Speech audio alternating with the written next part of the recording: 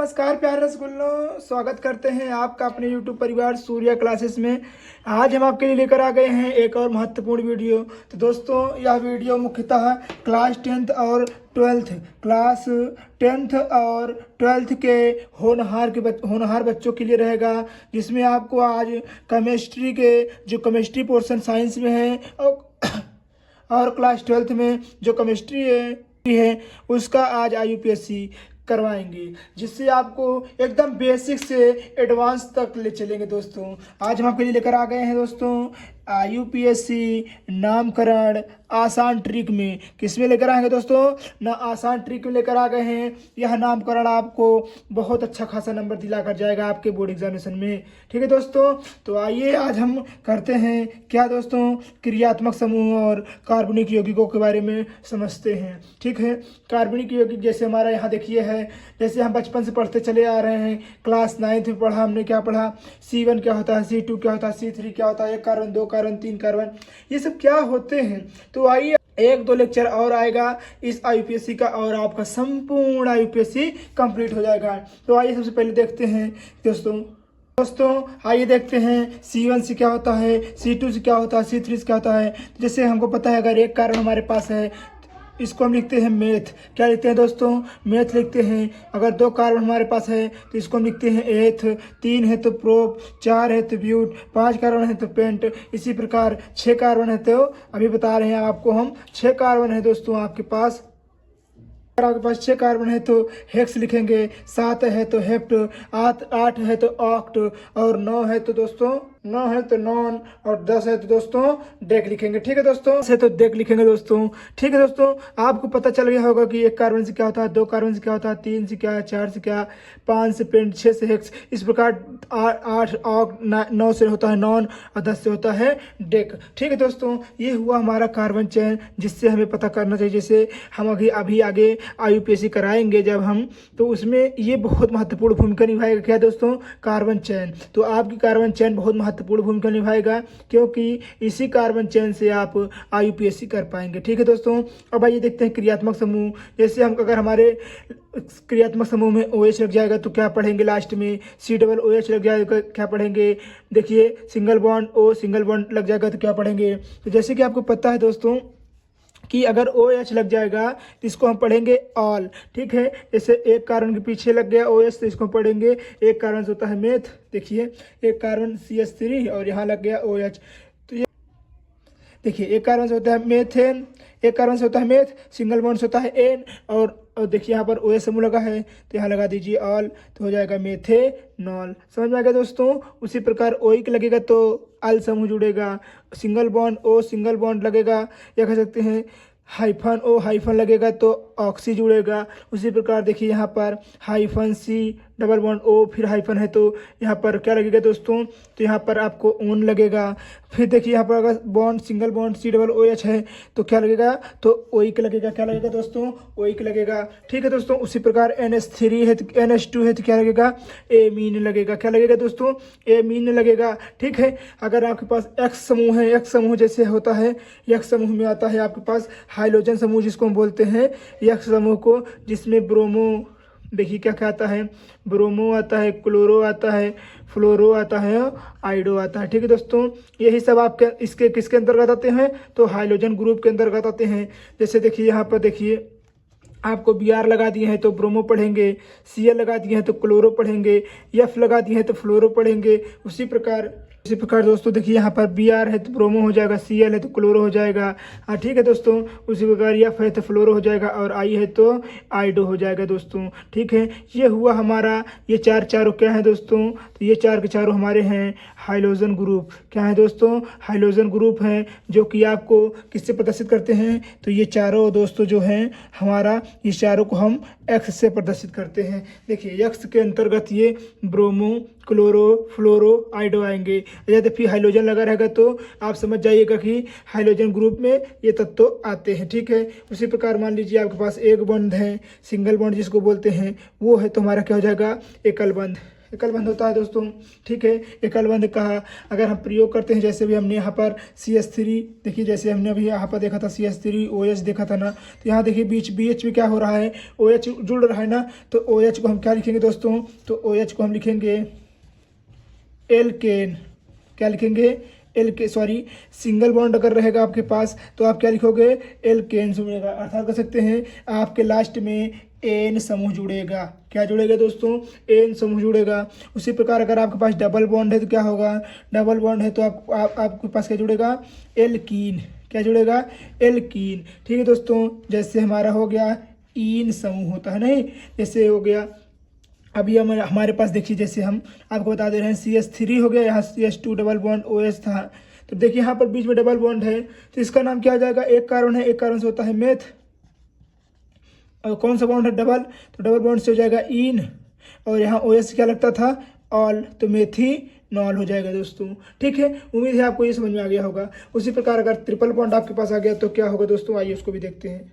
यदि आपके पास त्रिबंध हो गया, त्रिबंध बोले तो ट्रिपल बॉन्ड आ गया, तो क्या लिखेंगे, ट्रिपल बॉन्ड के लिए हम लिखेंगे, जैसे यहाँ देखिए ट्रिपल बॉन्ड है, ट्रिपल बॉन्ड के लिए हम लिखेंगे, क्या लिखेंगे दोस्तों, तो आइन जोड़ते हैं, क्या अनुलग्न जोड़ते हैं, आइन जोड़ते हैं। आइन के लिए हम लिखते हैं बड़ा ई की मात्रा ऐसे लिखते हैं। ठीक है दोस्तों, और इसको हम लिखते हैं एक की मात्रा अन, इसको बड़ी की मात्रा अन लिखते हैं। ठीक है, जैसे अभी हमने बताया इसको, उसी प्रकार अगर यहाँ ट्रिपल बॉन्ड हो जाता है दोस्तों, ठीक है, यहाँ पर CH हट जाएगा, यहाँ पर देखिए ट्रिपल बॉन्ड हो जाएगा, तो यहाँ पर मेथिनॉल हो जाएगा, मेथिनॉल नहीं होगा, यहाँ पर आपके पास क्या हो जाएगा, तो यहाँ पर हो जाएगा आपके पास मिथाइनॉल, मिथाइनॉल। ठीक है दोस्तों, मिथाइनॉल हो जाएगा। ठीक है, उम्मीद है दोस्तों आपको समझ में आया होगा। अगर सिंगल बॉन्ड है तो इसका सूत्र क्या होता है, CnH2n+2, इसका क्या होता है, CnH2n होता है। ठीक है दोस्तों, और इसका क्या होता है, CnH2n-2। ठीक है, इसका सूत्र ये होता है। उम्मीद है दोस्तों ये आपको बेसिक बहुत अच्छे समझ में आया होगा। ठीक है दोस्तों, जैसे हमने आपको क्या क्या देखा, तो हमने देखा क्लोरो, पहले देखा हमने क्रियात्मक, हमने देखा कार्बनिक यौगिक। कार्बनिक यौगिक में क्या क्या देखा दोस्तों, तो कार्बनिक यौगिक में हमने देखा, क्या देखा दोस्तों, यहाँ देखिए आप, कार्बनिक यौगिक हमने देखा मेथ एथ, देखिए meth eth prop but, pent hex, hept, oct, non और डेक पढ़ा। ठीक है दोस्तों, उसी प्रकार हमने दोस्तों और क्या पढ़ा, तो उसी प्रकार हमने यहाँ देखिए, यहाँ पर हमने क्रियात्मक समूह में पढ़ा OH, OH से क्या पढ़ते हैं, ऑल, CH2 से क्या पढ़ते हैं, और देखिए all, single bond O, single bond से क्या पढ़ते हैं, ऑक्सी, यहाँ देखिए इससे क्या पढ़ते हैं, ऑन, COOH से क्या पढ़ते हैं, ओइक, इससे क्या पढ़ते हैं, NH2 पढ़ते हैं। ठीक है, अगर X आ गए तो इसको पढ़ते हैं हाइड्रोजन समूह, जैसे होता है हमारा क्लोरो फ्लोरो ब्रोमोआइड होता है। ठीक है, Br से क्या होता है, देखिए ब्रोमो होता है, Cl से क्या होता है, क्लोरो होता है, और F से क्या होता है दोस्तों, तो फ्लोरो होता है, और I से क्या होता है, आइडो, जो कि किसके समूह है, हाइड्रोजन ग्रुप के समूह है। ठीक है दोस्तों, अगर सिंगल बॉन्ड आता है, सिंगल बॉन्ड के लिए बोलते हैं एकल बंध, जिसका फार्मूला होता है CnH2n+2। डबल बॉन्ड का फार्मूला क्या होता है, CnH2n। ट्रिपल बॉन्ड का फार्मूला क्या होता है, CnH2n-2 होता है।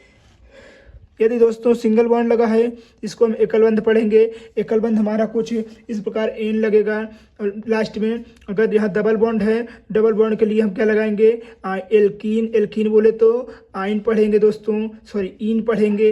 अगर ट्रिपल बॉन्ड है तो हम क्या क्या पढ़ेंगे, ट्रिपल बॉन्ड है तो हम आइन पढ़ेंगे। आइन हम कुछ इस प्रकार भी लिखते हैं, ऐसे भी लिख सकते हैं। ठीक है दोस्तों, आपको उम्मीद है बहुत अच्छे से। यहाँ पर हम एल्काइन भी लिख सकते हैं, क्या लिख सकते हैं, एल्काइन, एल्काइन। यहाँ पर हम क्या लिख सकते हैं, एल्काइन लिख सकते हैं, क्योंकि यहाँ पर ट्रिपल बॉन्ड के लिए एल्काइन होता है, जिसका हम अनुलग्न क्या होता है, आइन होता है। ठीक है दोस्तों, उम्मीद है आपको समझ में आ गया होगा। मिलते हैं किसी और मज़ेदार वीडियो में। दोस्तों आइए इसका IUPAC भी देख लेते हैं एक एक। दोस्तों आइए देखते हैं IUPAC कैसे करी जाती है दोस्तों। तो सबसे पहले आपको पता है कि इसका हम इस प्रकार IUPAC लिखी रहती है। इसका हम लोग सबसे पहले नंबर काउंट करते हैं, तो कितना IUPAC पहले देखिए कितना कार्बन है, तो 1 2 3, कितना कार्बन दोस्तों, 3 कार्बन है। तीनों कार्बन में कौन सा बॉन्ड है, तो तीनों कार्बन में सिंगल बॉन्ड ही है दोस्तों। ठीक है, अब आइए 3 कार्बन से जोड़ते हैं, क्या होता है, 3 कार्बन होता है। अभी हमने देखा था 3 कार्बन से, 1 कार्बन से होता है मेथ, 2 से होता है एथ, 3 से क्या होता है प्रोप, तो यहाँ लिखेंगे प्रोप। ठीक है दोस्तों, और सब में क्या लगा है, सिंगल बॉन्ड। अभी हमने बताया सिंगल बॉन्ड के लिए क्या लिखते हैं, एन लगता है। क्या लगता है, एन लगता है। तो एन किस प्रकार लगता है, तो हमारा एन इस प्रकार लगता है, तो यहाँ लगा देंगे एन। तो हमारा हो गया ना दोस्तों, बन गया ना IUPAC। देखिए मुबारक हो आपको, IUPAC प्राप्त हो गया है, कह सकते हैं प्रोपेन प्राप्त हुआ है, जो कि आपको बहुत ही अच्छे से समझ में आया होगा दोस्तों। देखिए 3 कार्बन है, 3 कार्बन से क्या होता है, प्रोप, और सिंगल बॉन्ड है, सिंगल बॉन्ड से क्या लगता है, एन, क्योंकि ये कौन से समूह है, ये कौन से ग्रुप का समूह है, तो ये एल्केन समूह, एल्केन ग्रुप का समूह है। तो एल्केन ग्रुप में क्या लगता है, एन लगता है, और एन हम कुछ इस प्रकार लिखते हैं। ठीक है दोस्तों, इस प्रकार लिखते हैं। आपको उम्मीद है समझ में आ गया होगा। आइए देखते हैं नेक्स्ट क्वेश्चन। जैसे आपको मान लीजिए आपके पास नेक्स्ट क्वेश्चन जैसे है, मान लेते हैं हम CH3 है, यहाँ पर CH2 है, यहाँ पर CH2 है, ठीक है। यहाँ पर डबल बॉन्ड मान लीजिए, ठीक है। यहाँ देखिए डबल बॉन्ड मान लीजिए, ठीक है। यहाँ एक, जैसे कि आपको पता है एक कार्बन के पास 4 हाइड्रोजन बंध होते हैं। कितने हाइड्रोजन बंध होते हैं, 4 हाइड्रोजन बंध से जुड़ा होता है एक कार्बन। तो 4 हाइड्रोजन बंध से ज़्यादा नहीं होना चाहिए, नहीं तो गलत हो जाएगा, और 4 हाइड्रोजन बंध से कम भी नहीं रहना चाहिए, तब भी गलत हो जाएगा। तो देखिए यहाँ पर 4 है, 1 2 3 और एक यहाँ देखिए 4 है, ठीक है। 1 2 3 और 4 यहाँ देखिए अभी है ना, तो यहाँ आप एक ऐसे लिख सकते हैं, ठीक है। अब आइए देखते हैं, इसमें काउंट करते हैं कि यह कितने, इसका IUPAC नेमिंग क्या होगा दोस्तों, जो कि बहुत ईजी है, ठीक है। पहले आप नंबर काउंट कर लीजिए। देखिए 1 2 3 4 5, दोनों तरह से नंबर काउंट कर सकते हैं। 1 2 3 4 5, ठीक है। अब इसमें ये देखिए कौन सा बॉन्ड सबसे बड़ा है, क्या एकल बंध बड़ा है या द्विबंध। तो दोस्तों हमेशा आपको पता होना चाहिए कि सबसे ज़्यादा ताकतवर कौन होता है, जब 2 लोग जहाँ होते हैं वो ताकतवर होता है।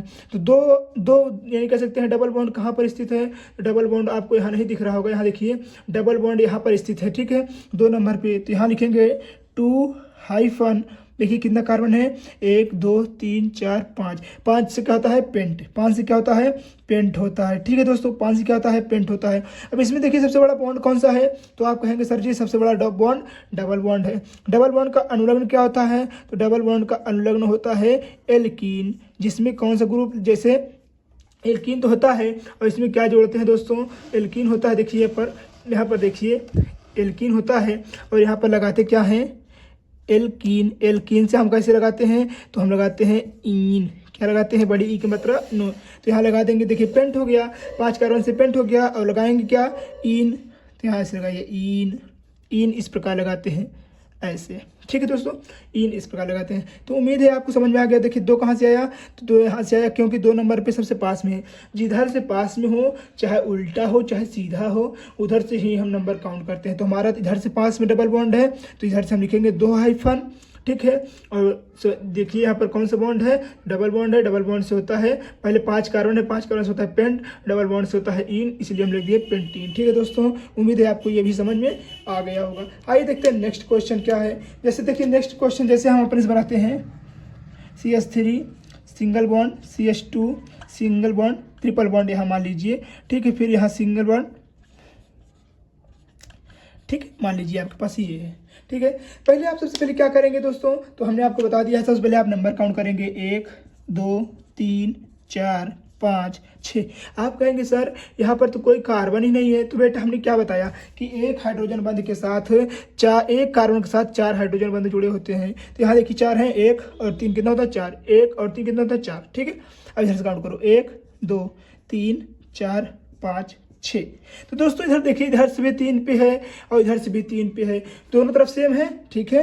दोनों तरफ सेम है, तो पहले यहाँ लिख लेंगे 3, ठीक है, हाइफन लगा लेंगे। अब कौन सा बॉन्ड सबसे बड़ा है, तो यहाँ ट्रिपल बॉन्ड सबसे बड़ा है, ठीक है दोस्तों। ट्रिपल बॉन्ड के लिए हम क्या लगाते हैं, तो हमारा ट्रिपल बॉन्ड के लिए अनुलग्न होता है आइन, क्या होता है, आइन अनुलग्न होता है, या फिर हम कह सकते हैं एल्काइन होता है, एल्काइन होता है, ठीक है। इसका समूह क्या होता है, एल्काइन होता है। और दोस्तों एल्काइन का अनुलग्न कैसे लगता है, ऐसे बड़ा की मात्रा ई और नो ऐसे लगता है, ठीक है। तो यहाँ क्या लगाएंगे, पहले कार्बन की 6 कार्बन है, 1 2 3 4 5 6। 6 से क्या होता है, तो 6 होता है हेक्स। और कितना कौन सा बड़ा कार्बन है, तो यहाँ देखिए ट्रिपल बॉन्ड है, ट्रिपल बॉन्ड से क्या लगेगा, आइन। तो यहाँ लगाएंगे आ ई नो, क्या हो जाएगा दोस्तों, हेक्साइन। तो यहाँ क्या लग जाएगा, हेक्साइन। ठीक है दोस्तों, उम्मीद है आपको 1 बंध, 2 बंध और 3 बंध तीनों समझ में आ गया होगा कैसे निकालते हैं दोस्तों। ठीक है, उम्मीद है दोस्तों ये वीडियो आपको बहुत अच्छी लगी होगी। यदि वीडियो अच्छी लगी है तो प्लीज़ वीडियो को लाइक कर दीजिएगा, चैनल पे न्यू है तो सब्सक्राइब और अपने दोस्तों तक शेयर करना नहीं भूलिएगा।